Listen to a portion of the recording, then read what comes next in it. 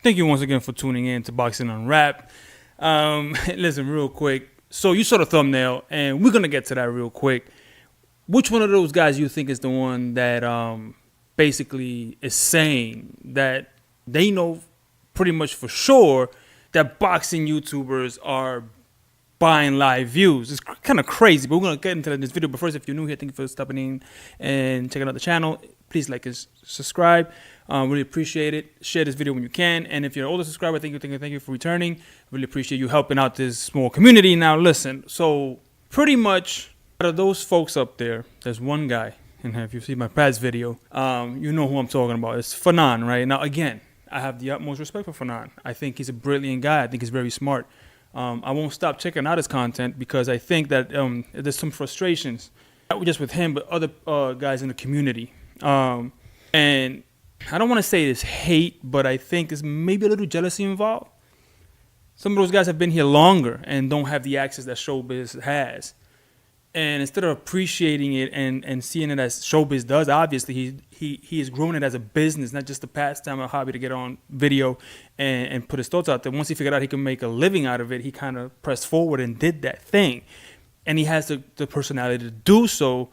And so he really grew his platform. Now I looked into this because Fanon is saying that basically here's the deal.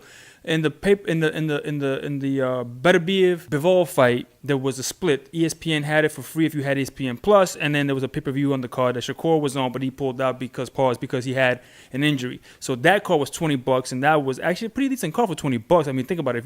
If that fight was near you and there was an arena and $20 got you a front row seat, you would get that. So people were saying that it was trash card. It wasn't. It was just people, just call things that they don't understand trash. And that card, that part of it, on the zone, it reportedly less than 1,000 pay-per-view buys.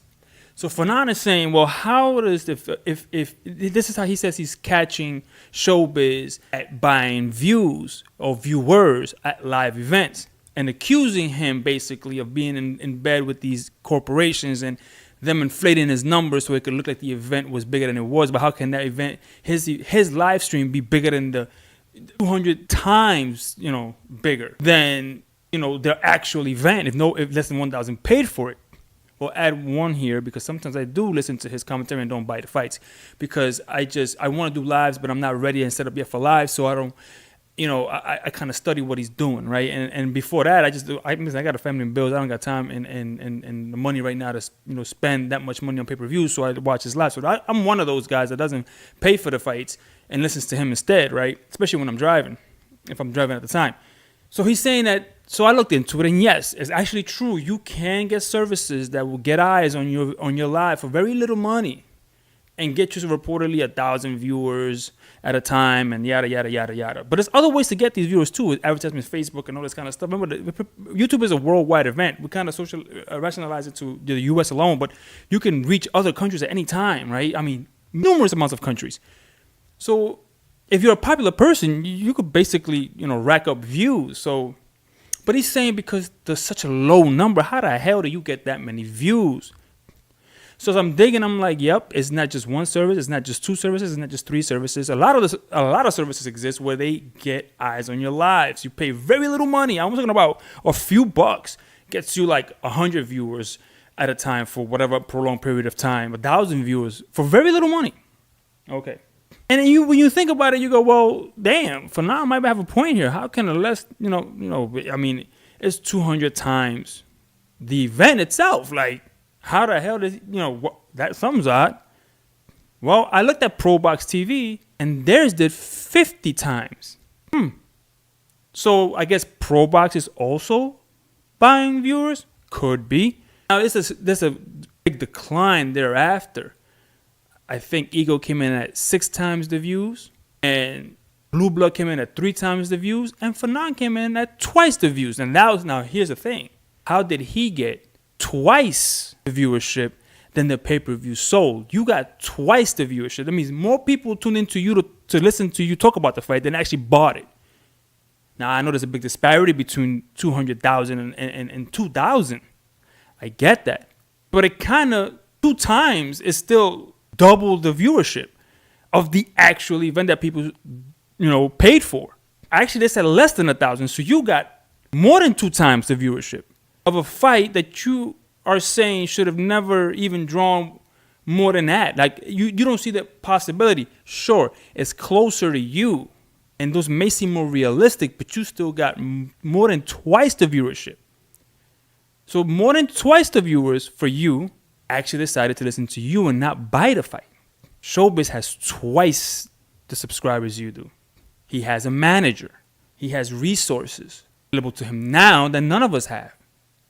Maybe you do, we just don't used to, use it. So it's suffice to say that people running his social media and things like that and advertising in different areas get an influx of people. You may not do the things that he does or any other viewer. Like, how did Ego get 6 times? How did Blue get 3 to 4 times, right?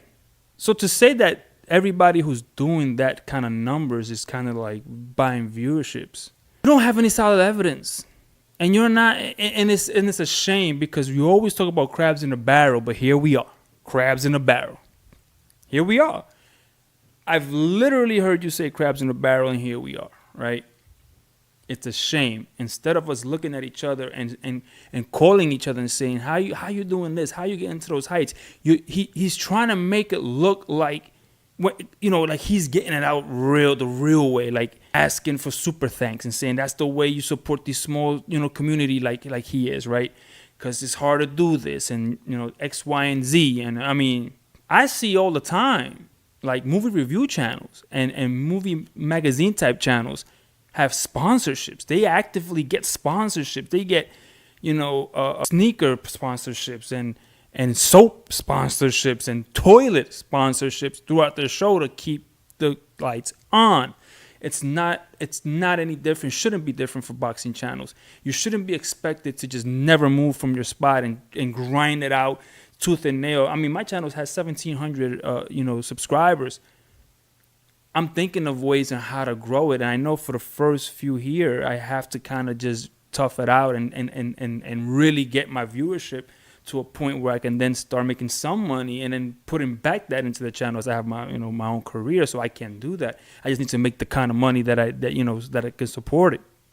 So at the end of the day, if you don't have the proof, you can't say that people are buying viewerships. It just doesn't work that way.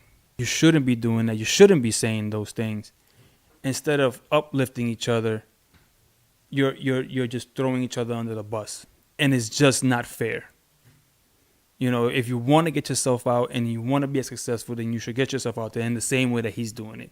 Just putting the work in, getting a manager, getting things out there, getting your name out there however you can. And if he had the resources to pay more, to get more eyes, to get more viewership, to get a better manager, then that's just what he did. And we can't fault him for that. But you have zero proof other than numbers and a suspicion, and that's wrong, because you're damaging not only your brand along the way, but his brand. But let me know down below, do you think that these channels are buying live viewerships and inflating numbers to make the events seem larger than they are? Or right now we're crabs in a barrel just trying to, knock each other down somewhere somehow? And by the way, he has about 62 videos or 65 videos on right now, and about 50 of those videos are all Tank Davis videos. All of it. And that's a little weird to me, right? Like, he's fixated on Tank Davis. That might be another video for a later time, but let's see how that goes. I don't want to make a video on that just yet. But just think about that. The last 65 videos are all Tank Davis, except for about 10 or 15 of those. That's something to think about. But let me know down below. Do you think Fernand is right? You think he's wrong? And if he's right, why? And if he's wrong, why? Leave the comments down below, and I'll see you in the next video. And I'm out. Peace.